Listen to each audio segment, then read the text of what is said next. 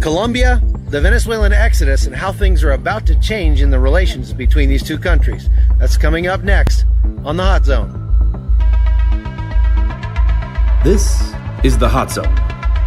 Engaging with the news in a whole new way, international war correspondent Chuck Holton brings insight into areas of crisis and lets you help those affected.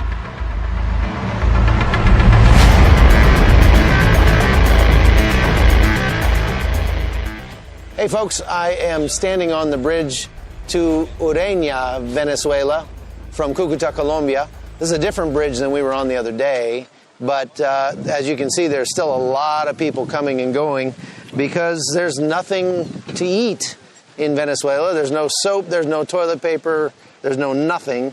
And so people that live near the border cross about 40,000 people a day, from what I'm told, and they come and buy things over here.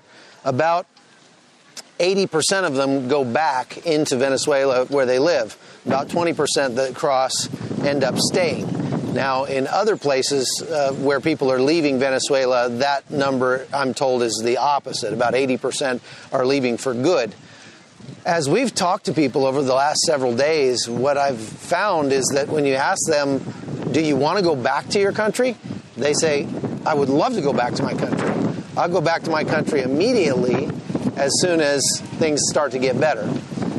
We had some interesting experiences last night with some Venezuelan prostitutes. Take a look at what that looked like.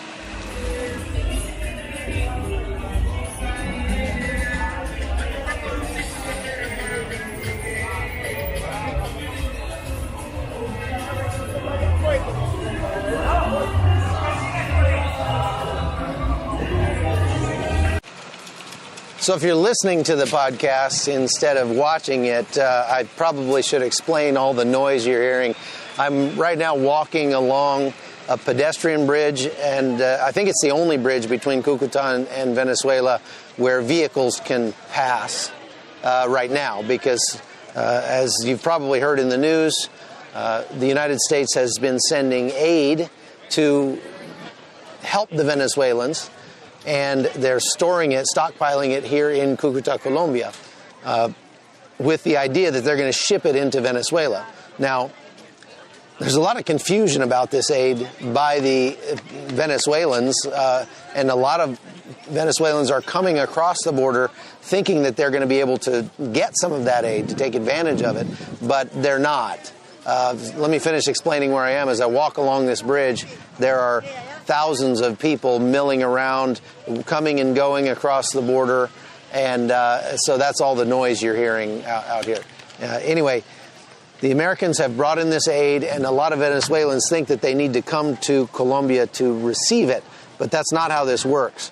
The U.S. has brought this aid with the idea that they will bring it into Venezuela as soon as President Maduro is gone, and that's their sort of passive-aggressive way of pushing Maduro out or encouraging the people of Venezuela to do so, at least. The thing that stood in the way, as I talked about before, has been the generals who are supporting Maduro. And you might ask why they're doing that. Well, it's because he's giving them a lot of benefits. He's giving them a lot of money. He's basically buying them off, a lot of support. And, of course, it's not real good for you if everybody else is still loyal. You don't want to be the first one to be disloyal to a dictator. But when somebody has the moral courage, or at the very least gets given enough money to make that change and to decide to support the new interim president, Juan Guaido, then you're going to see the house of cards fall very quickly, very, very quickly. So that's kind of what the people are waiting for, but they're coming here to Cúcuta thinking that they're going to be able to get this American aid and not really understanding the way that it's supposed to work. Now, for his part, Juan Guaido, the interim president, is signing up hundreds of thousands of people for Saturday the 23rd to come to Cúcuta, pick the aid up, and then take the aid back across the border into Venezuela in contradiction of the wishes of the President Maduro. And what we will see what that's going to cause. That's coming up here in just a few days. And it's either going to be that the military allows the aid to pass, that a couple 100,000 people, or that I guess there is the possibility the Venezuelan military would open fire or would somehow try to use violence to stop people from coming across with the aid. I don't think that's going to work. I think either way Maduro loses on that, and people here are pretty excited for Saturday the 23rd to come. Now, Maduro is saying there is no problem in Venezuela, there is no shortage of food or anything, and so he's going to hold a big music concert on the Venezuelan side of the border on Friday, just to show that they don't need any aid and we don't need your stinking aid, that kind of thing, which I think is pretty funny. Nevertheless, it's going to be a very interesting weekend coming up in Venezuela. I want to show you just a few of the things that we've seen over the last couple of days. Just some of the interviews that we've done, of course, have pretty much all been in Spanish. And so I'm just going to show you some of the images from our trip, or some of the stand-ups that I've done in the places that we visited. So check this out.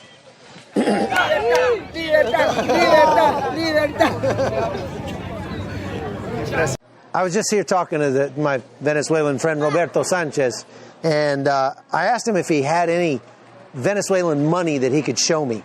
And so he ran off for a second, and he came back and brought me this stack of bills, this stack of money, look at that, and handed it to me and said, "Take it, it's yours." And I said, wait a minute, I mean, this is 5,000 bolivars right here, but how much is all this worth? I mean, can I pay you for? He said, it's not worth anything. It's worthless money. This money literally is worth nothing but toilet paper.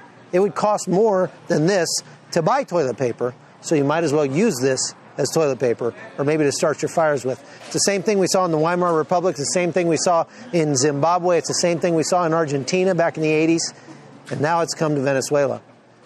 The real scary question is, how do people survive when you can have all the money in the world and it literally won't buy you a thing? That's the question. It's a question these people have yet to answer. So this is the illegal way to get across from Venezuela into Colombia. It's called La Trocha, and it's kind of like the shortcut. These guys are bringing products either into Colombia to sell or back into Venezuela, things that aren't available there, things like tires, things like medicines. Coming across from Venezuela, we're seeing a lot of scrap metal that they sell over in the Colombian side. We see things like copper wire. And one of the reasons why there's not a lot of electricity available over on the Venezuelan side is because people are ripping the wires out of the walls and wrapping them up and bringing them over here to sell just to get enough money to eat. This river is the boundary between Venezuela and Colombia. This is it. This is all there is to it. And you can see there's no military, there's no police, and really the bridge that we were on yesterday is only a couple hundred yards down that direction, but the cops really don't care at this point, I think. And so I'm going to go across and we're going to see what happens. Come on. Let's see if we can get across this river without getting in trouble. ¿Dónde cruzamos?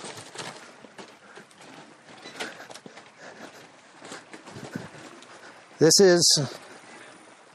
is entering Venezuela illegally right here. But all we have to do is get across to the other side, and then we can say that we've been to Venezuela. But I'm not seeing any police or anything, so we're going to go for it. Here we go.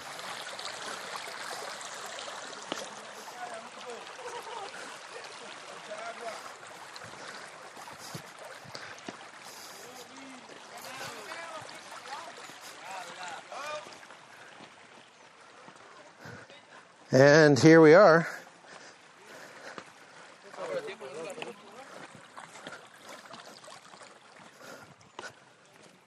Amigos, Aquí estamos. Aquí. Este es Venezuela.